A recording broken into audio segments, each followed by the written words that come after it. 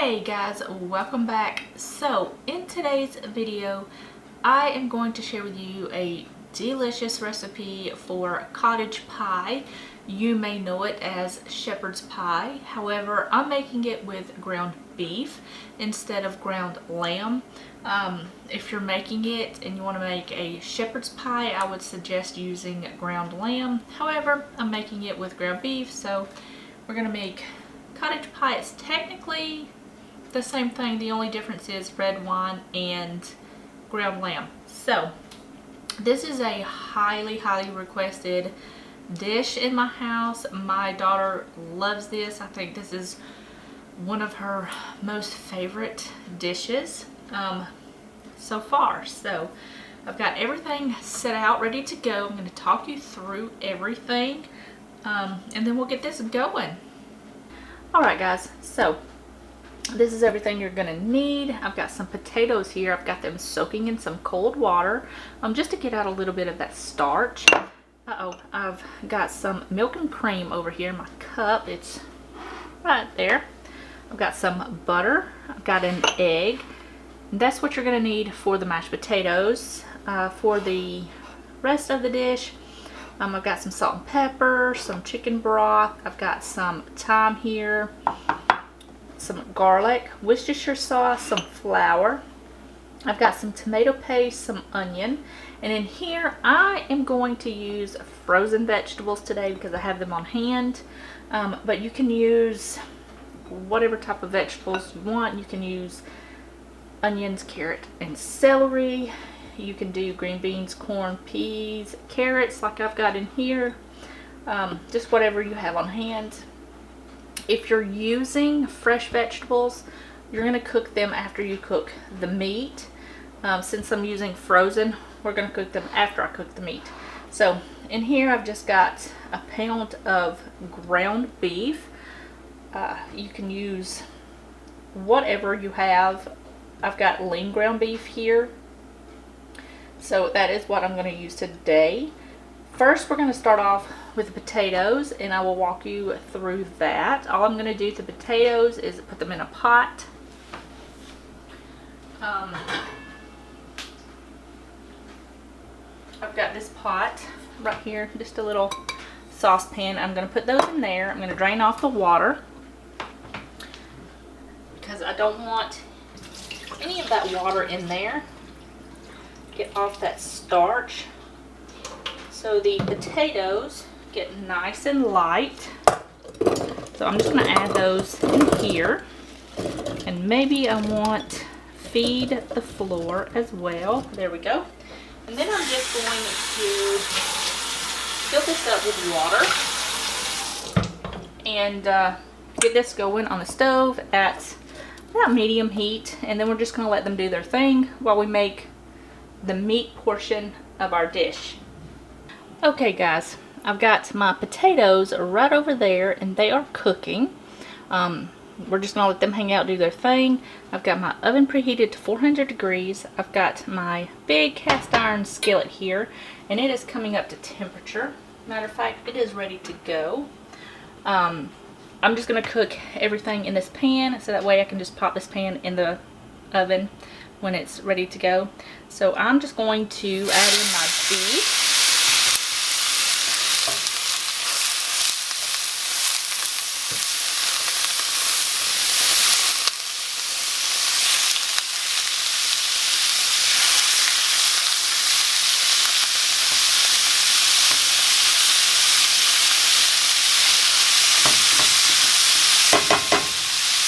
Now that is in there, I'm just going to cook this beef until it is completely cooked through. Well, just about almost completely cooked through. And then I'm going to remove it. So yeah, I'm just going to get this meat going. And yeah, I will meet you right back here when this meat is just about ready to go. And looking at this, I'm probably going to have to drain it, which that's fine. I'll just take the meat out and drain it. That's fine. So I'm just going to do that and I'll meet you right back here. Okay guys, so what I did was I just went ahead and cooked all of the meat until it's just about done. And then I just took it, removed it to a bowl, drained all of the fat off of it. I'm just going to add a little bit of olive oil to my pan because I want that flavor and not that beef grease flavor in there. So what I'm going to do now is just add in my onions, and I'm going to cook these just a couple of minutes until they are tender. It won't take long at all. Just a couple of minutes, about 3 to 5 minutes. And then we will add in the rest of the ingredients. I'll meet you right back here. Okay, so now my onions are nice and tender. I'm going to go ahead and add in my frozen vegetables. I don't want to cook this too long. I just want to help, start moving them along a little bit. And I've got my heat down to about medium low. And I'm also going to add in my garlic.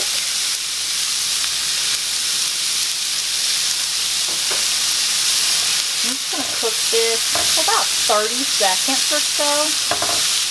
And then I'm going to add my meat back in. And that's good.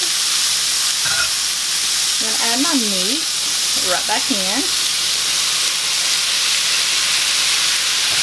Give that a little mix.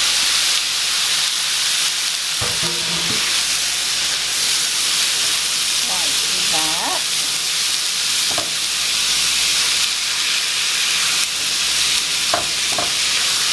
Now, what I'm going to do is I'm going to add in my thyme. You can use dried thyme. I'm going to use fresh. And I'm going to add in my flour. I'm going to let this cook just a couple of minutes, just to cook off that flour taste. It won't take long at all, about a minute or two. And this is going to help thicken up the sauce later, and it's going to make it really nice and thick.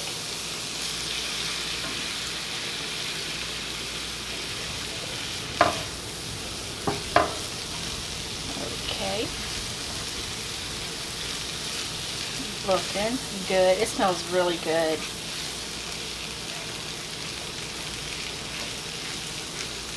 Alright, now I'm going to add in my tomato paste and get this mixed in really, really well. And it's going to give it a really good deep color and flavor.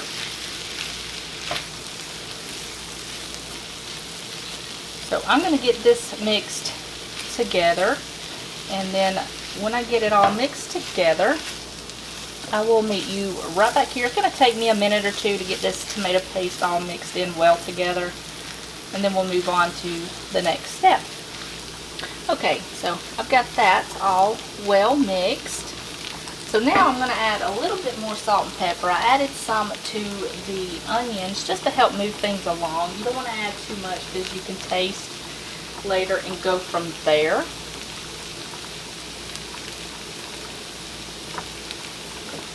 Now what I want to do is add in my Worcestershire sauce and my chicken broth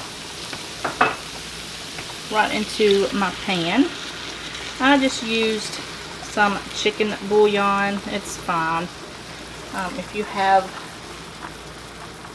bone broth or anything like that, you can use that as well. Now you can also use beef broth. I just want a little bit more of a lighter flavor than the beef broth, but I use it as well from time to time, and it turns out just as delicious. So I've got that all nice and well combined, and it's thickening up very nicely. I'm going to let this cook for about 5 minutes. If you see that it's getting too thick, you can certainly add in more water. You don't want it to be too thick. You want it to have a little bit of sauce to it.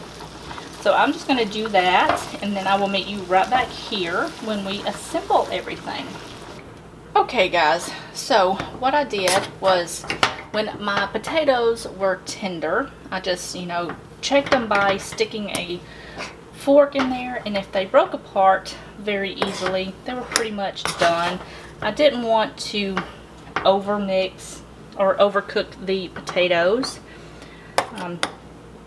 So after that, all I did was just drain them and put them right back into the pot, and that just helps get some of that moisture off from the potatoes. So now all I'm going to do is add in my butter. You can add in as little or as much butter as you want, and my butter is room temperature because I don't want to bring down the temperature of the potatoes, because it's going right back into the into the oven. And I want them to be nice and flavorful, so I am going to add just a little bit of pepper and some salt. You can taste and go from there. I'm just going to mix this up a little bit, get that butter going nice and melty. That looks pretty good. Butter's nice and melted. Now what I did was I just took my egg and whisked it up into my cream mixture, and I'm just going to add that into my potatoes here, and then I'm just going to mix this around. I don't want it to be thin, but I don't want it to be thick, if that makes sense. I'll show you the consistency when we get there.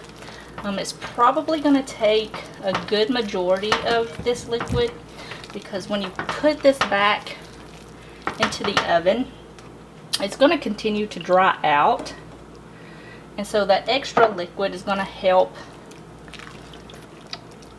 to keep it from drying out too much. So you want it to be thin but not liquidy.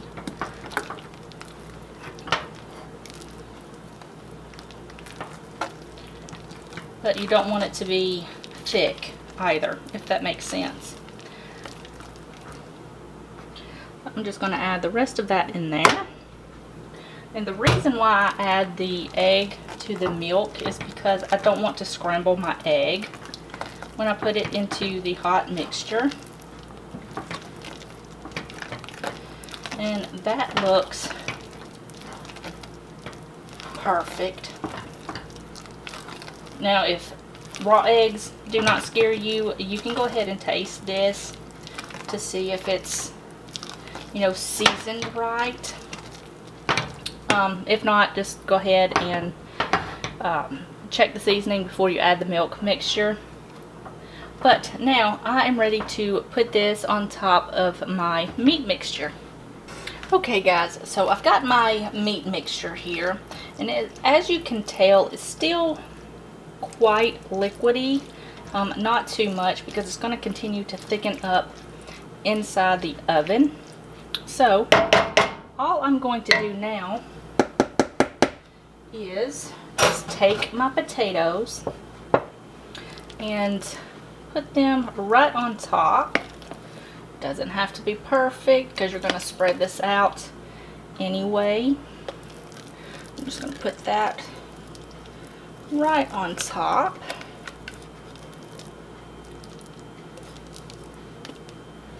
Get all of that deliciousness in there.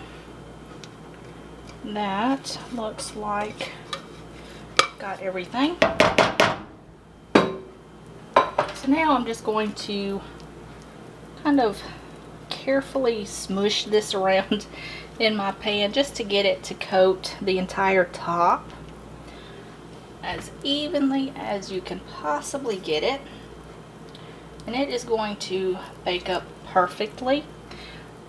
You can also put some cheddar cheese on top if my husband requests it. If not, I just bake it this way and it turns out perfect no matter how you do it. So I've got that in the oven, or excuse me, I've got this ready to go in the oven. I'm going to put this in the oven for about 15 to 20 minutes until the top is nice and golden brown and it's kind of bubbly around the edges, and then I will meet you right back here when it's done.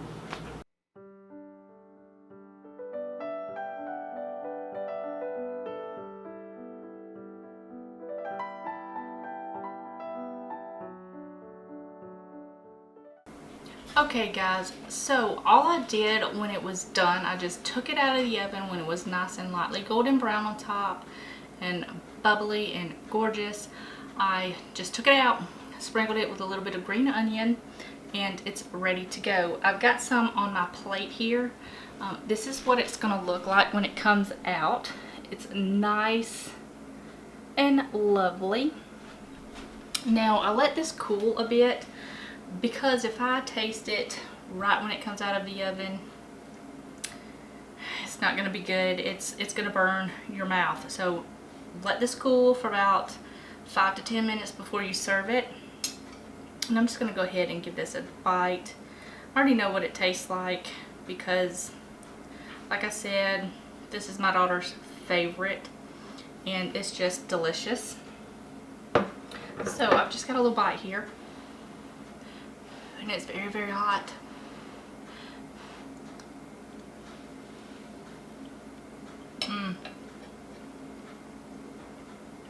That is absolutely delicious. It's not in your mouth flavorful, but it's got a lot of flavor from the thyme and the chicken broth and the tomato paste, and then the nice fluffy potatoes on top. Is just a fabulous, fabulous dinner. I'm gonna go enjoy this, and I hope you guys enjoyed the video. If you did, give it a thumbs up, and always remember guys, if there's a recipe that you like on my channel, you can always find it on my website. You can just hit the little link down in the description box and it takes you right to my website. There's a little search bar there on the right hand side, and you can type in whatever it is you're looking for and it'll pull it right up. So yeah, you guys, I'm gonna go enjoy dinner and I will see you guys in the next video. Bye guys.